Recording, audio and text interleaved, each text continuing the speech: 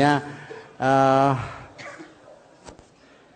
saya sangat di luar dugaan, alhamdulillah bisa hadir di UII ini.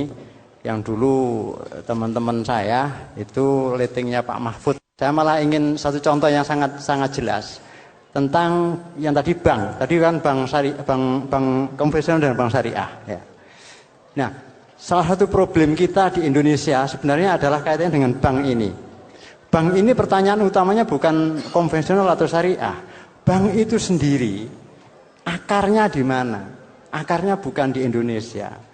Bank itu akarnya adalah di Roma. Dia dulu dari bangku, ya. Salah satu definisi bank itu adalah bangku yang disediakan oleh para rentenir di depan gereja. Jadi pada hari Minggu mereka keluar dari gereja, mereka disambut oleh para pedagang uang itu di bangku-bangku, kan gitu. Nah, tapi kemudian dilakukan regulasi, pengaturan. Maka bank itu adalah pengaturan dari rentenir versi orang Eropa, kan gitu. Nah, pertanyaannya ketika kemudian itu dibawa ke Indonesia, sampai hari ini yang namanya urusan keuangan masyarakat itu tidak teratasi. Jadi problem rentenir, problem orang kekurangan modal, problem orang tidak bisa itu sejak zaman saya ingat bukunya Profesor Sumitro Jayadikusumo, dia meneliti tahun 35, itu kondisinya sama seperti sekarang. Orang desa tidak bisa dapat kredit bank, itu sama. Tahun 1935. Sampai sekarang sama, kan gitu. Nah, lantas bank selama ini yang sudah di Indonesia yang sudah begitu besar itu, apa pekerjaannya, kan gitu. Karena ternyata mereka hanya mampu menyentuh kira-kira ya mungkin sekarang 30% lah dari aktivitas masyarakat, ya.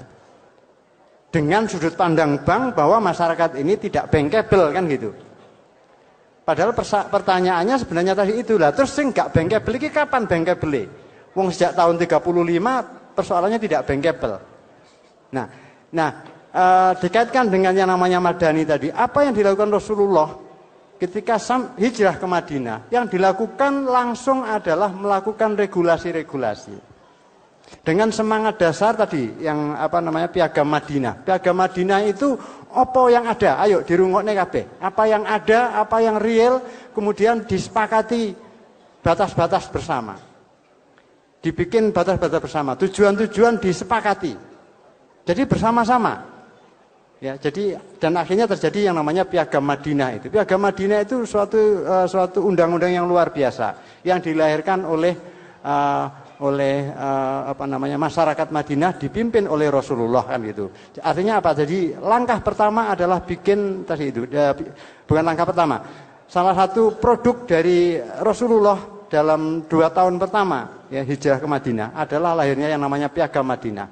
Piagam Madinah itu apa? Itu adalah undang-undang partisipatoris yang melibatkan setiap stakeholder, kan gitu. Nah, di kita situasi ini absen sejak Indonesia merdeka tahun 45, bahkan sebelumnya, bahkan sejak zaman itu sampai sekarang, sekian banyak hal tidak bisa diatur, kan gitu. Dan masih juga kalaupun sudah dibikin aturan bobol terus, kan gitu. Terbukti sampai hari ini, saya sampai hari ini masih mendengar orang mengeluh tentang rentenir. Kemarin saya diminta teman-teman dari Tuban, Cak kalau bisa kita bikin lembaga keuangan untuk mengangkat ini supaya orang tidak terjebak rentenir, kan gitu. Nah, pertanyaan dasarnya adalah kok jek pancet ae situasinya. Terus apa yang dilakukan oleh negara selama ini, kan gitu. Negara di sini bukan hanya pemerintah, negara di sini adalah semua. Jadi mulai dari semua ininya. Jadi pesantren itu bagian dari negara. Institusi keagamaan, tokoh-tokoh itu bagian dari negara, bukan hanya pemerintah. Nah, itu semua absen, ya. Tidak terjadi suatu proses madani.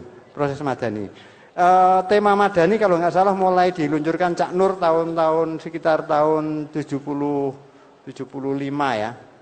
Ada tema madani kan. Sampai sekarang orang bikin madani. Opo jadi diguyu karo Gus Dur madani, wadan-wadanan kan gitu. Jadi kita pakai bicara madani tapi tidak mengimplementasikan semangat madaniyah. Ya, semangat Madaniyah yang sangat jelas. yang sudah dicontohkan oleh Rasulullah. Nah, sampai hari ini terbukti bahwa apa? Terbukti bahwa sekian banyak hal tidak mampu kita melakukan regulasi. Saya melihat yang sangat sederhana. Sekarang ini hampir di semua kota, misalnya di semua, kalau dulu saya anggap penyakit di Malang, karena saya tinggal di Malang ya. Penyakit wong Malang itu nek kate kemantenan nutup jalan kan gitu. Nutup jalan. Loh, ini tidak mampu diregulasi. Sehingga yang terjadi setiap hari orang lewat marah, mangkel. Hak untuk menutup jalan itu nggak jelas siapa. Jadi itu aja nggak ada aturan. Kemudian katanya dengan kehidupan ekonomi pertanian, yang namanya sewa penyewaan tanah, gadai tanah, itu sejak puluhan tahun yang lalu sudah berlangsung di setiap tempat. Tidak ada yang melakukan regulasi. Pertanyaannya terus lho endi negara iki kan gitu. Kok semuanya liar seperti itu? Perkembangan apa saja di dalam kehidupan real masyarakat kita itu tidak mampu diregulasi. Regulasi aturan-aturan itu kalau ada DPRD bikin perda itu mesti hal-hal yang sebenarnya tidak begitu pokok, ujung-ujungnya retribusi palingan gitu. Padahal banyak sekali hal yang bisa dilakukan regulasi. Nah, saya karena ini bicaranya di UII ya, di UII ini saya manfaatkan. Ini loh Rek, PR sampean kabeh sebagai sarjana itu adalah itu tadi, membantu masyarakat melakukan menata kembali kehidupan yang sebenarnya wong sampai hari ini tuh saya heran, sampai hari ini kok yang namanya orang tertipu investasi masih terus meneruskan gitu. Iki ada yang nggak benar ini kita menata ini, gitu ya. Dan juga persoalan-persoalan tadi itu, yang namanya orang membagi tanah, orang jual beli tanah, orang menyewakan lahan, orang membedakan antara yang namanya petani punya lahan dengan tidak, itu dibiarkan mengalir gelut karepe dhewe kan gitu. Berarti tidak ada proses yang namanya regulasi partisipatoris bagaimana yang dicontohkan oleh Rasulullah dengan Piagam Madinah. Intinya di sana. Nah, salah satu contohnya adalah bank tadi. Bank itu sebenarnya adalah kegagalan negara dalam menata yang namanya potensi kepentingan ekonomi keuangan sebenarnya. Bank itu sudah hadir di Indonesia sejak mungkin tahun sebelum 45 sudah hadir ya. Sampai hari ini yang mampu disentuh oleh bank itu paling hanya 30% dari urusan masyarakat kan gitu. Itu pun dengan jomplang, nek nabung oleh wong melarat boleh nabung. Tapi begitu kredit menyalurkan sulit sekali kan gitu kan. Maka yang terjadi adalah jomplang sekali. Yang namanya dari seluruh perputaran perbankan di Indonesia ini paling yang menyentuh petani itu nggak sampai 5%. Padahal jumlah petani 65% kan gitu. Nah ini ada persoalan besar, karena itu menurut saya persoalannya bukan ditambahi ruwet meneh iki konvensional syariah kan gitu. Syariah dhewe koyo yoyo kan gitu kan. Kok yoyo tidak menjawab semuanya. Karena terbukti di masyarakat praktek keuangan itu masih sangat liar. Jadi ini menurut saya ini PR kita bersama, khususnya teman-teman dari UII yang calon-calon sarjana ini itu bisa menjadi PR bersama-sama. Ya. Di mana kita absen dalam melakukan proses madaniyah itu. Nah itulah. Jadi yang saya kaitannya dengan apa yang disampaikan Cak Nun dengan semangat madani, saya mencoba adalah itu contoh yang sangat real. Kemudian kalau dikaitkan dengan apa yang sudah ketika Nabi Muhammad SAW datang ke Madinah, maka itu sudah sering kita baca dan nanti mungkin Cak Nun bisa memberikan ini, bahwa apa yang dilakukan Nabi adalah pertama-tama menumbuhkan pertanian. Jadi meletakkan kembali pertanian, budidaya pertanian itu sebagai suatu yang tinggi nilainya. Kemudian perdagangan, ya itu jadi enggak Rasulullah datang ke Madinah kemudian wong diwurui salat tok bendina kan tidak. Itu urusannya adalah urusan di Mekah. Ketika sudah di Madinah, Nabi memimpin masyarakat menata kehidupan. Nah, itulah yang saya rasa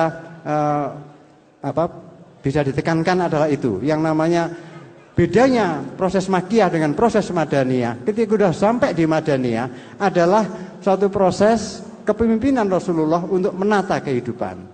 Menata itu tidak harus dengan ceramah, dengan pidato berapi-api, tidak, tetapi dengan langkah-langkah yang sangat sederhana, barangkali orang tidak merasa, tapi orang terpimpin. Saya rasa itu yang bisa saya tambahkan untuk Cak Nun ya. Masih ya Nun. Oke, gini ya. Saya minta Mbak Via, Mas Doni menyanyikan lagu Wide World, Dunia yang Liar. Ini untuk mendasari bahwa yang dimaksud Cak Tio itu gini. Ini diantara misalnya 500 orang di sini, ono loro sing gelem nyatet iki, terus nanti merencanakan